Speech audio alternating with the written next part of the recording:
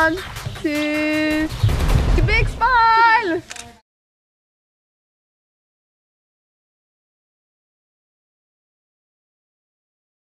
I thought it was interesting because I said politician because I wondered if anyone would say Hillary Clinton. Do y'all know who Hillary Clinton is? She was she is the wife of the former President Bill Clinton of the United States, but she's also the current Secretary of State for the United States. And in her role as Secretary of State, I think in Hungary it's called the Foreign Minister. But she goes around the world to talk to other diplomats to try to make agreements with other countries. And a big part of what she does is she talks about human rights around the world, and particularly often the rights of women around the world. And so what we're going to talk about first today is about human rights. And I want to start kind of at the beginning, which is, I'm going to sit down for a while and I'll stand up for a while. And if you have questions or something to say anytime, feel free. Can anyone say what is a right? Any kind of right?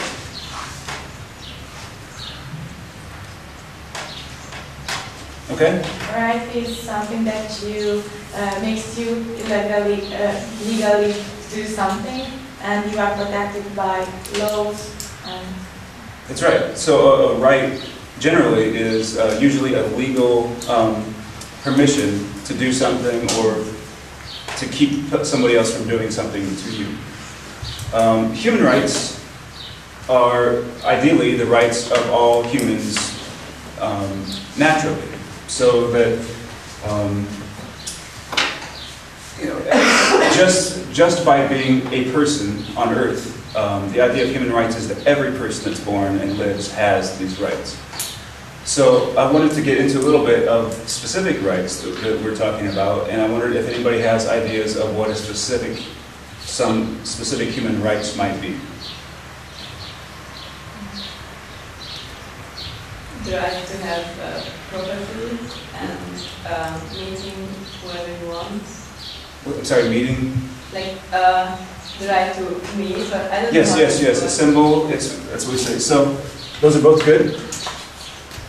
So we've got property,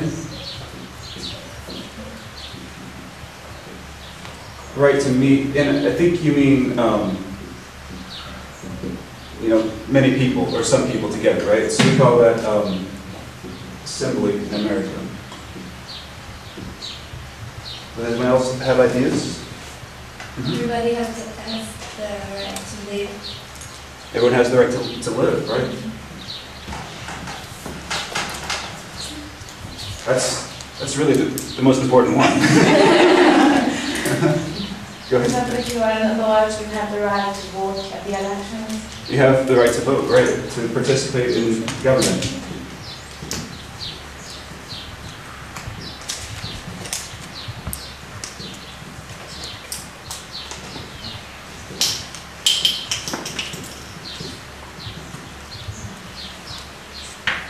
Right. To share your thoughts with the others. Mm-hmm. So to speak, yeah? To speak. Yeah.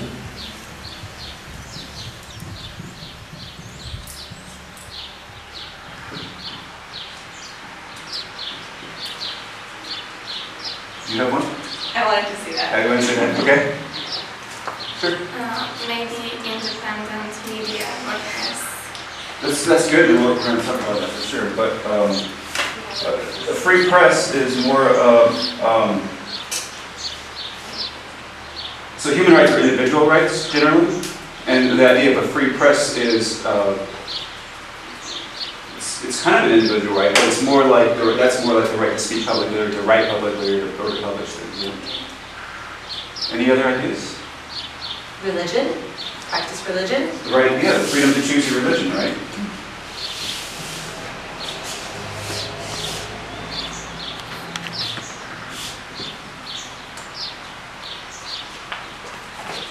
You have a right to have a lawyer or if you get arrested. Mm-hmm. So it's legal rights, legal due process. And while we're talking about that, there's a few things that are included in there. So we have the right to a lawyer. Anyone else know some other things that if you get arrested or or around being arrested that might be human rights? You have a trial. You have the right to a trial, right?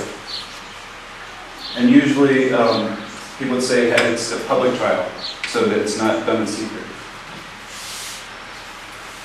There's a couple more right there. So one is Not to say anything. you have the right not to incriminate yourself, at least in the United States. Yeah. You can be punished, but you can't be punished. You can be punished if it's not totally sure that you will come in that same. Or if you didn't break a rule. You can't be punished for no reason, right? So, arbitrary. That's a big word.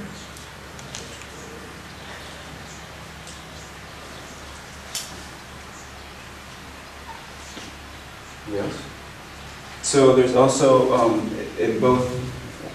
There's a big document that after the Second World War, a bunch of nations got together and they said we want to kind of write down a list of what we think should be the human rights that everybody on Earth has. And of course, there's nobody on Earth that has every one of these rights yet, but they're working on it. A few others, especially related to the legal process, is you can't have cruel and unusual punishment. And so that means that if you get caught shoplifting a pack of gum, they can't cut off your hands for it, or they can't kill you for it.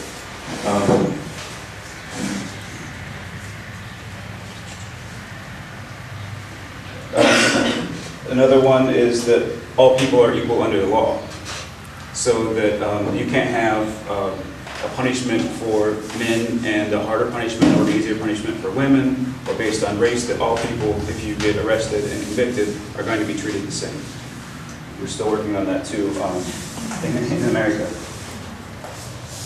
So outside of the legal rights, the criminal legal rights, does anyone have any other ideas for human rights in the bigger picture? There are a few more that I have here, and then maybe we could talk about some ideas for what human rights should look like in the future. What else should they be? So a few other ones right now that are in this document is that you can't discriminate against anybody on a whole list of things, including age, gender, race, country of origin, religion, etc. Including property ownership, because that was a big. Go ahead. You have a right to study.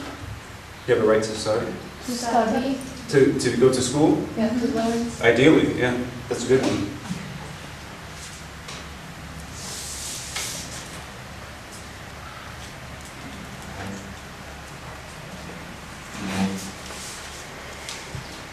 No slavery, I guess, is one that hopefully at this point is pretty obvious, but you know, you don't have the right to enslave other people. So some other ones that are in this document that are kind of interesting is that maybe everyone should have the right to marriage and to create a family. That everyone should have the right to work and to get paid for working. And then I wanted to kind of talk for a minute about what you might think that human rights might look like in the future. So as we become a more populated world and a more technologically advanced world, what kind of rights do you think might be human rights in 100 years or in 50 years? What would you like to see as rights? The girls around the world. I'm sorry? The girls around the world. The girls around the world?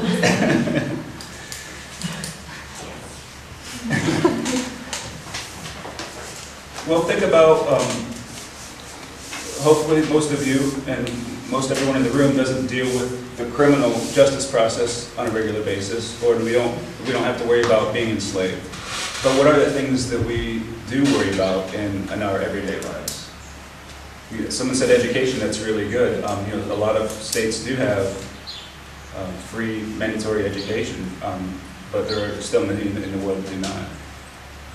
You can be protected from the media because there are some comments which are not true or not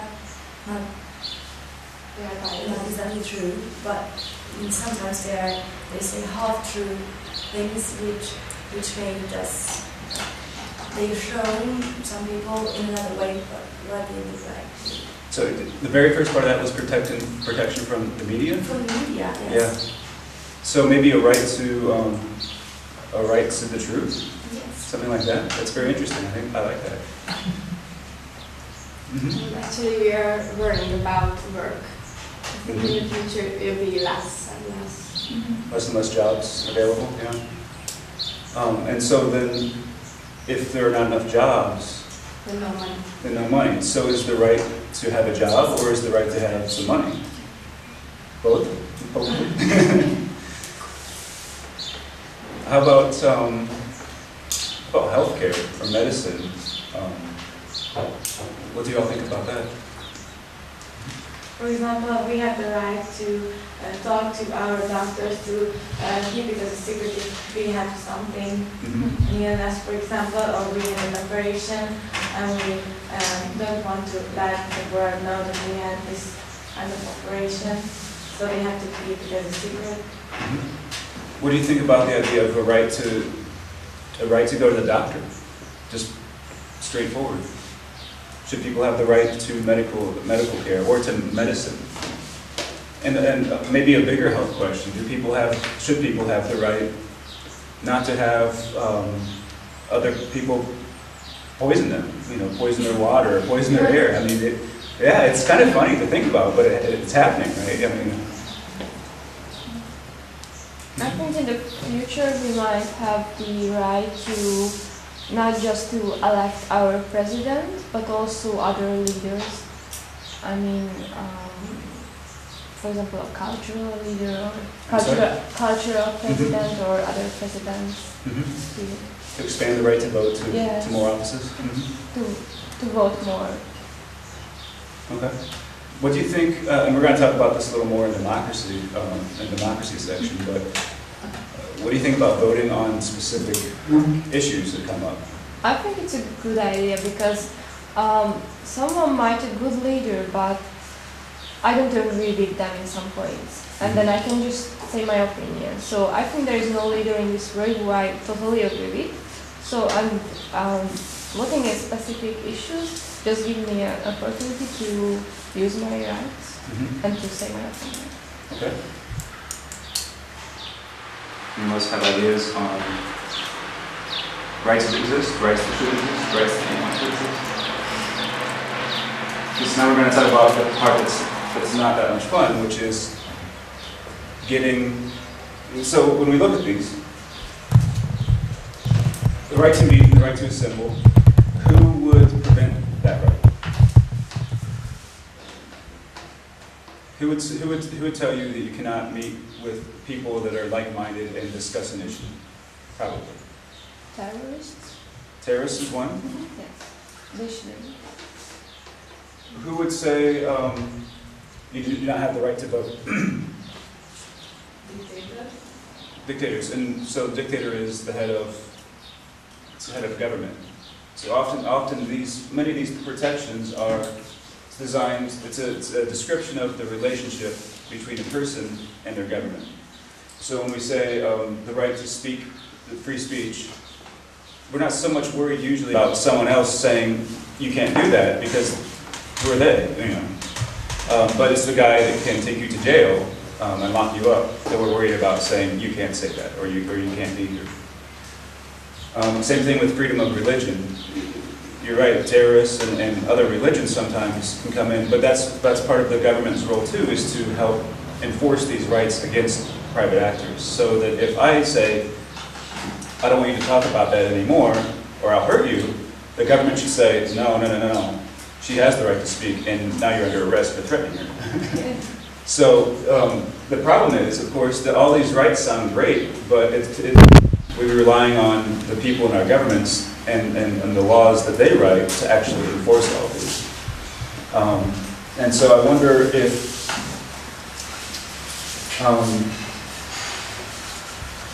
you have ideas on how we can push our governments to enforce the rights that we feel that we have. Because this is a problem even, everywhere in the world. Like I said, there is no country on earth that has enacted all of these rights and enforces them properly. And there is some tension too, right? So we talked about the right to truth, perhaps, you know, the right not to be lied about. How about that? But I also have the right to free speech, right? So I can say whatever I want. But you should have the right not to be heard by what I'm saying. So there are rights sometimes that come in conflict with each other, right? So I wondered if we could talk a little about that and the conflict of rights, and also what we can do to push our governments to, you know, enforce maybe all of them, or if you have some ideas of specific ones that you think are important.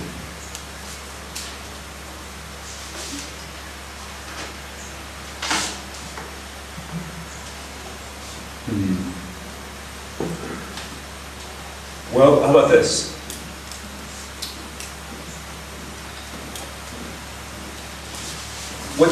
Does someone have a right that they're very passionate about, that we've already talked about, or maybe one that you want to bring up? We have a right to participate in government. We have the right to vote, so we can collect a lot of people to follow one leader who will push the rights that we want to. And we can vote to him or her, then maybe he or she can do anything or something about this right. So if you were going to start to do that, what would that look like? What would be the first step? So you say, okay, I feel like our freedom of, well, is there a freedom that you feel in Hungary is not well respected? Well, I don't know the word for that, but we can do that. We organize people and we go to the street and we say that we want this. We won't do it. This may be perfect, because everybody in the just will say that you are a doctor. But you have to organize it. A lot of people together, saying the same, many people, and then reach the government somehow, but not from the street, because every changes come from up, not from down. Do you know what I mean? Well, a legal change has to come from up. Yes. I mean, legally it starts there, but the change starts at the bottom, right? Yeah. By organizing. We're talking about forcing, we try to force the government to change the laws. I think the biggest problem is that after we voted on somebody to get into the government, that we are not included in that work anymore. So we are just given information from TV, and we can read something on the internet, but nothing more. And I think more and more students and young would like to become a politician, because they are given the information that they are rich and they can lead the whole country and they are respectful and they can trust them, and it's not true. And I think we should do something to be included more in that work and just decide on deciding a very tough situation. So do you think the problem is that when people get elected that you don't have good information about what is happening, or that they are not listening to the people because they're not saying anything, or? I think both. Yeah. Because after they are elected, they just disappear for a time, and they just hear some bad or good information, and then when the next election is coming, and then we are again hear a lot of things about the advertisements. And it sounds like America too. Yeah. We don't know their previous life enough. So. You don't know what they've been doing in office, you mean? Yeah. I just want to comment on these stuff, because you know, if you vote to someone, he has a problem, you know, that there are points that I want to follow these points, so you want to vote, and you are voting because you think that he is going to follow that point. And that is the problem, but they're not following those points, because it's not easy to follow your points. Sometimes there aren't any points. Yeah. but there have to be points. If you're voting someone, they have to have a problem. Or maybe you don't have things. You don't need to have points, just No points, but something what you are fighting for, and that's enough. Yeah, and maybe when you're against someone, that's your point and nothing else. So so let's think about this practically. If you all decide that that there should be a right to, let's just say, a right to only hear the truth from the media. What's the first thing that you would do in order to start? Because, like you said, that has to come from the top down, but it also has to start here to get to the top to begin with, right? So how do you start here? Start here to collect people who think the same, that we have the right for. And how do you find them? How do you do that? First, I would start with my friends and talk about this, and then extend this kind of thinking, like organize groups or some meeting which are legal because you have the right for meeting. And then I would organize some meetings, but like not in the street and kind of protesting, but kind of talking about this topic, and more people could be included. And after we could check the background of this law thing, and then go upstairs to the government. When we have a lot of people who think the same, and then we could start something. How many people do you think you need? A lot. A lot, yeah. I think so too. Thousands. Yeah. Thousands. Okay. Sorry. Go ahead. Most of the people only complain, but doesn't do anything. So it is very hard to find some people that actually agree with you and stand up for their rights and go with you. Okay, but it's very hard to make them do that. Why do you think it is hard to get people to stand up for their rights? Because nowadays they are not like, for example, in the 60s, so they don't feel like they can change anything. They just feel like they're wasting their time. They're waiting for others to do something. Yeah? And if you're the other, you can include them. Did you? They like to stay in their comfortable space. So maybe things are pretty good or good enough for a lot of people, and so. Yeah, and they're just complaining about it and don't want to do anything. Yeah. Just they think that someone else will do it, and they don't have to do anything. And sometimes they are so scared to do something. What do you think they're scared of? To lose their job. Sorry? They're scared of losing their jobs. Yeah. Mostly. Losing the lifestyle that they are having right now. Or they are worrying about the punishment. Or breaking the law. Yeah. So this is interesting because we're still talking about rights, kind of, but now we're also talking about democracy.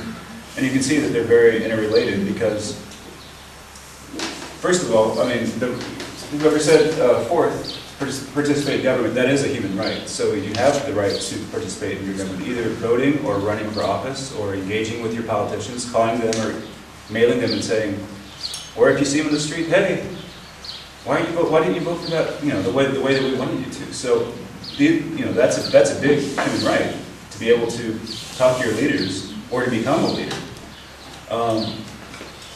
And so, yes, and then also these leaders are the ones that have to enforce all these other rights that we talk about, and the ones that we hope one day we might all have. Right? So I think maybe it's time to take a short break, and then we'll come back and we'll talk a little bit more about democracy. Does that sound good? 10 minutes? 10 minutes. Okay.